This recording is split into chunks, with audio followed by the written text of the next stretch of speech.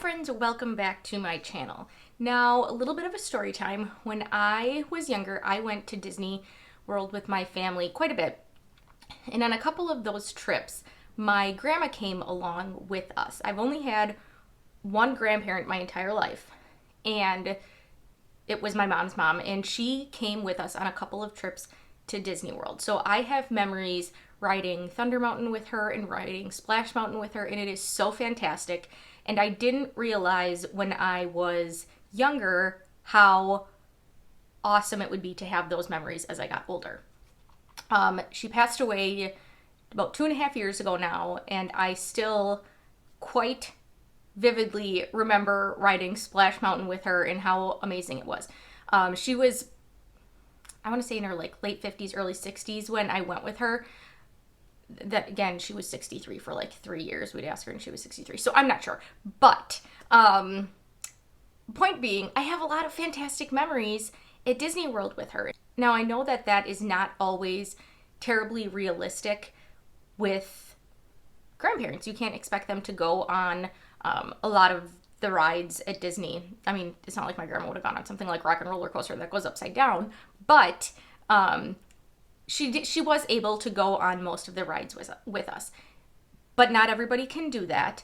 And so I thought this would be a good video for anybody who might want to make a trip with anybody that's a little bit older, but you're worried about what they'll do because they aren't really going to do rides. So these are my top picks in all of the parks for basically anybody who can't or doesn't want to do rides. Now this could be a good option for people who have maybe a special needs child, somebody who has sensory issues, but I really did have elderly people in mind because I did have the blessing of having that opportunity with my grandma a couple of times in Disney.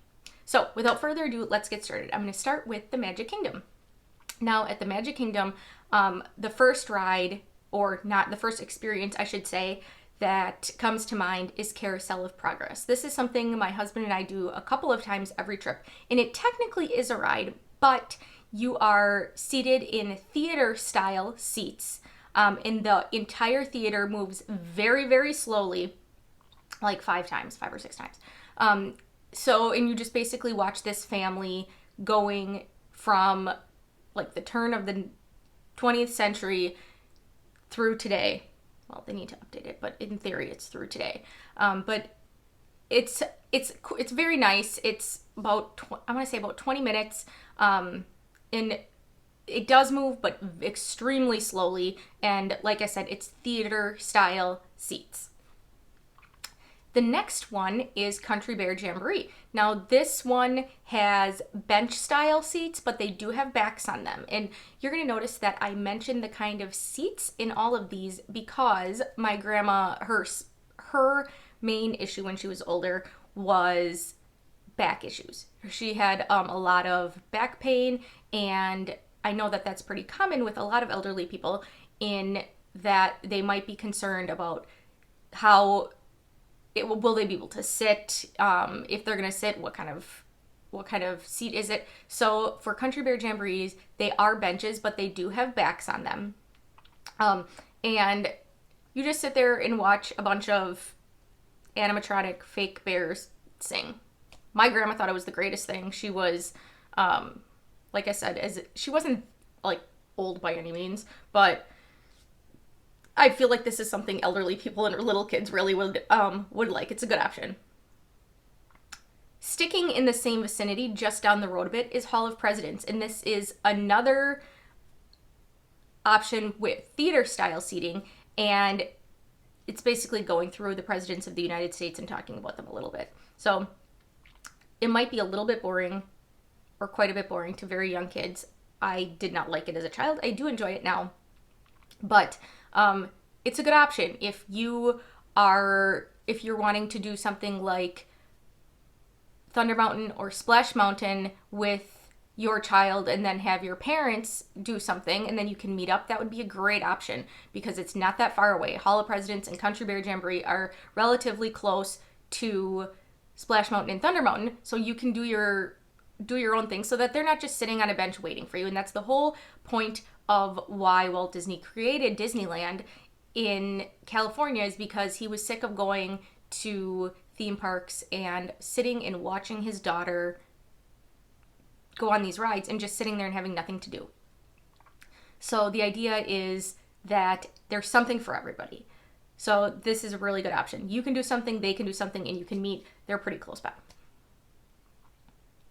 Moving on to one of my husband's favorites is Mickey's Philharmonic, and this is in Fantasyland. It's a 3D show. You sit in theater style seats with 3D glasses. This is something that's great for people of all ages. I think especially my grandma would have been just blown away with the idea of a 3D show with, like they spray water at you. I mean, a very, very, very tiny bit of water at you, and you can smell the apple pie, and she would have just been amazed by it. But it is theater style seating.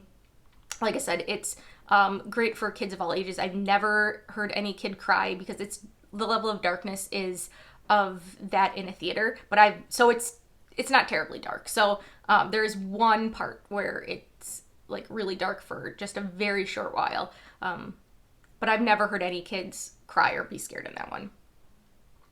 Lastly, in the Magic Kingdom is Walt Disney's Enchanted Tiki Room. And again, these are harder benches, but they do have backs on them. And this is another one I remember my grandma just being absolutely blown away by with the singing birds. And little kids would love it too. So great for people of all ages. My husband and I have done it as well. Great for people of all ages. Moving on to Epcot. What options do you have at Epcot if you really don't want to ride any of the rides?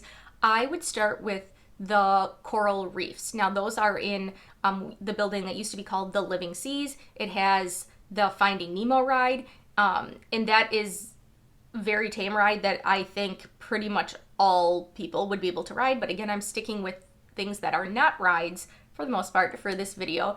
Now a good option here would be if you want to go with your younger child over to Soarin', then you could have your parents, your spouse's parents, whoever you're with, check out the coral reefs. It's very, very nearby, and there's a ton of cool animals you can see. I really personally love the manatees there. They have dolphins. Every once in a while they'll have a little bit of a show where they have a trainer standing on the outside of the aquarium and showing how the dolphins can do tricks and things like that. It's really cool. Like I said, the manatees are my absolute favorite. You can see a bunch of clownfish. You can see seahorses. There's all kinds of stuff there. So that would be a really good option of something to do if you have somebody else that's going to Soarin', or I guess more specifically Test Track and Mission Space. Those are a little bit further away, but because the coral reefs are something that I think everybody would enjoy, you could easily meet up there as well. Now just a little bit away, just down the road a bit, they have Disney and Pixar's Short Film Festival, and this is theater style seating where they have 3 movie shorts. That's about it. They just have 3 movie shorts with Disney and Pixar animators, and it's a theater style seating. Yeah, it's pretty tame. You're not moving, so it'd be a good option for people of all ages, and it's right near the Journey into Imagination with Figment. Now, World Showcase is on the opposite end of Epcot as Future World. So when you walk in the main entrance, I don't know what's going on with my hair. You have Future World, and then you have World Showcase. And World Showcase is where you have all of the countries that you can walk through or ride in a wheelchair through, if that's your mode of transportation. But there are 2 options that I'm thinking of that have theater style seating. The first one is in the American Adventure Pavilion, and they have specific show times, so you can check on if you get a times guide, or you can check on the board that is out front of the American Adventure Pavilion and see when the next show time is. But that's a really great option of something to do if you want to be a nice, cool air conditioning and you want to have a nice seat with a back on it, and you can kind of hear the story of America. My husband and I do this all the time. It's pretty entertaining. I wouldn't say we do it absolutely every trip, but pretty close to every trip. And the other option in World Showcase is Impressions de France. And we've only done this once. I don't know why I haven't done this before. I really wish I had. But not surprisingly, it is in France, in theater style seating, and you're basically watching a movie about France. So it's another great option. And then when you come out, you can stop and get ice cream, which or macaroons, or let's see, they have beignets, anything delicious. France has amazing food and snacks. Okay, now there are two 360 shows. Is it called Circle Vision 360? Now in these you cannot sit. So if sitting is a problem, or actually yes, if standing is a problem, this might not be a good option for you. But if they definitely accommodate people in wheelchairs. So if you are with somebody that's in a wheelchair, that shouldn't be an issue. It just might be a little bit difficult to see some of the things because if the things are behind you, you can't really like turn around so easily in a wheelchair. But you're standing in a room and there are screens 360 degrees around, and they do have posts for you specifically to lean on, like handrails that you can lean on. I think it would definitely still be a good option. Like I said, you might not see something that's exactly behind you, but it still would be a good option for things to do. There's Reflections of China, not surprisingly, in the China Pavilion, and Oh Canada in the Canada Pavilion. Of those two, I think Reflections of China would be my preferred. I think it's very interesting, and they do a really good job with their films so that you can see the entire country, and they have great music, and yeah, it's really interesting. World Showcase also has quite a bit of entertainment. I think they have something in, maybe not in every single country, but close to it. Some sort of entertainment. My husband's favorite is the Jeweled Dragon Acrobats in China, and they really are amazing. I have to say they are amazing. The only issue is there usually is very, very limited seating, if any, and it would be like backless style benches in most of the entertainment in each of the countries. However, if you get a times guide, you can see what time these things are going to happen. And people don't usually wait for them to happen. They usually just see things that are happening as they're walking by. So if you prep a little bit, you can get there a couple of minutes ahead of time and find one of the limited benches that are there so that you can snag a seat if that is an issue for you. If you're traveling with somebody in a wheelchair, it's not going to be a problem because you have your built-in seating for you. So the Jeweled Dragon Acrobats in China are definitely something my husband loves, and they are very interesting. They're outside in front of the China Pavilion. If the weather is good, if the weather is not good, they're inside. But they do still perform, and like I said, their times are all listed on the times guides that you can get when you walk into the park.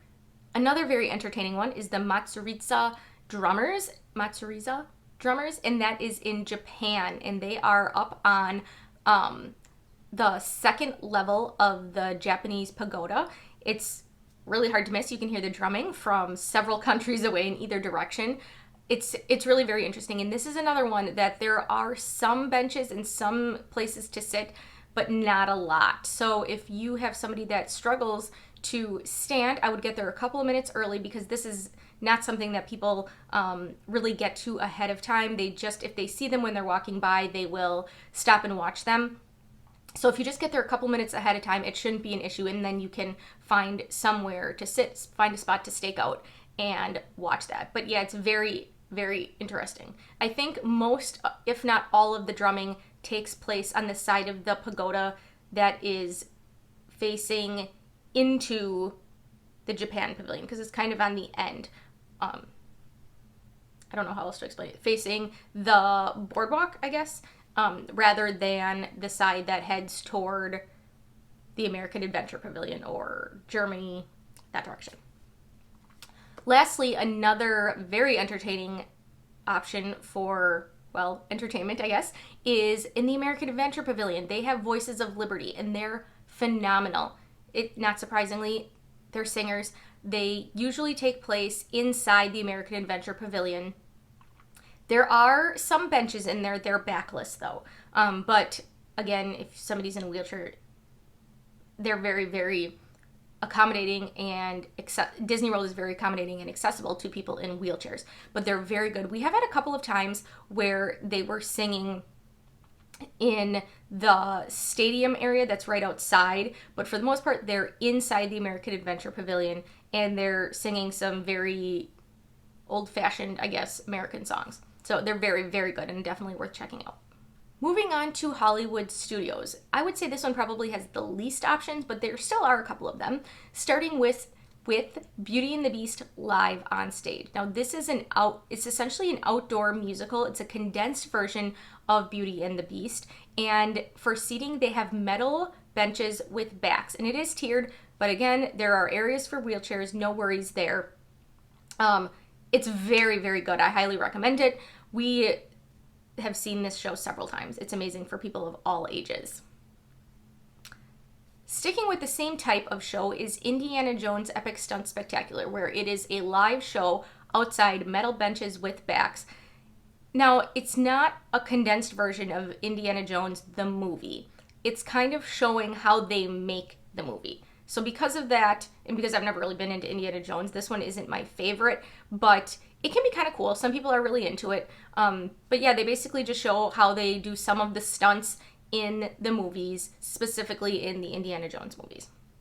In terms of theater style seating, where you have an actual seat with a back, there is Voyage of the Little Mermaid. This one is great for people, again, all of these really are for people of all ages. But they have seats with backs, and it is kind of a combination of live and animatronic, a condensed version of The Little Mermaid. There's bubbles, it makes it look like you're under the sea. Kids love it. It'd be very entertaining for people of all ages. The music is great. We just did this on our last trip, and we don't do it every single trip, but we do it frequently, so definitely don't miss it. And lastly, in Hollywood Studios is Muppet Vision 3D. So this is another 3D show, kind of similar to Mickey's PhilharMagic in the Magic Kingdom. You have theater-style seats with backs, you put on 3D glasses, and it's the Muppets. It's very entertaining. I don't remember, it was around when I went with my grandma. I don't remember her reaction, but I'm sure she would have loved it and thought it was absolutely fantastic. Little kids love it as well. It's great. We do it almost every single trip we go. Lastly, at Animal Kingdom.